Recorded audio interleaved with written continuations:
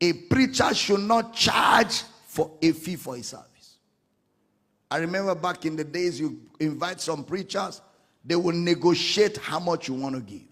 Some preachers will say, send me the bank statement of your church and your own personal bank statement. They didn't tell me this. I was sitting there where the preacher was saying it. I want to see the balance on your account and the balance on your church account to see if you can host me. I was sitting there.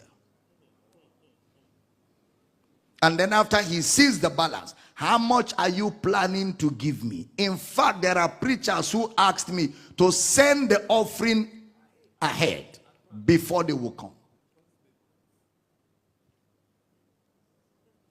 And the worst of it is music ministers. The ones they call music ministers. The ones they call, because I didn't see that in the Bible. The ones they call music ministers. There's no difference between them and Davido and Tiwa Savage and Burna Boy.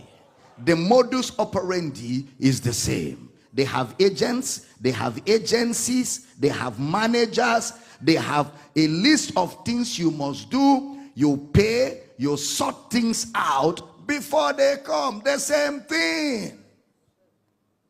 The only difference is that their lyrics are motivational. Everything a double, oh, is motivational. It's not the gospel. It's not the gospel. The gospel must have the facts in it. Any song that doesn't have those facts is not the gospel, it's motivation. The gospel is how that Christ died for our sins according to the scriptures, and that he was buried, and that he rose again the third day. That is the gospel. If those lines are not in a song, it is motivation. It is motivation. So they will come and motivate, hype people, make people cry, make people feel nice. And then after it all, nothing.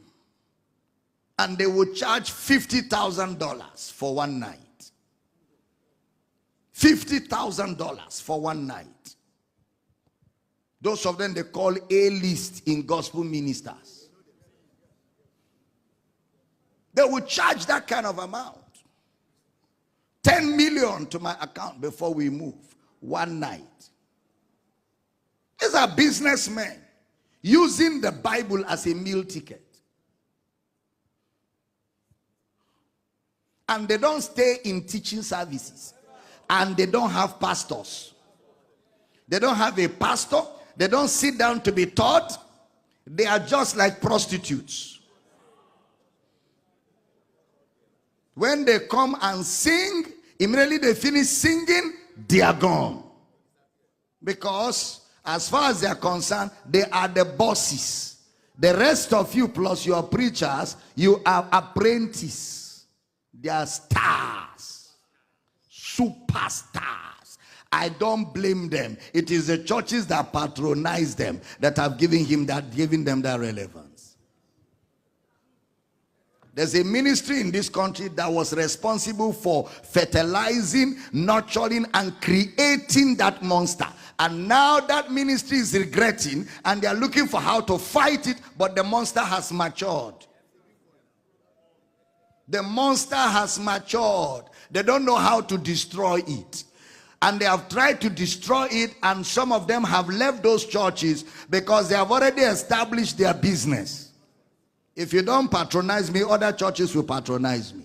You have told the world that I am a profound, anointed, appointed, ordained man of God that has been so anointed to function with gumption. You can't take it from me.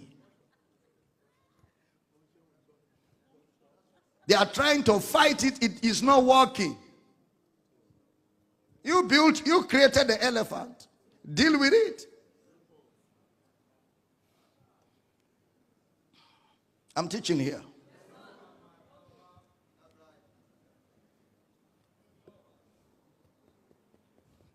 If we don't get it right, it will keep going wrong.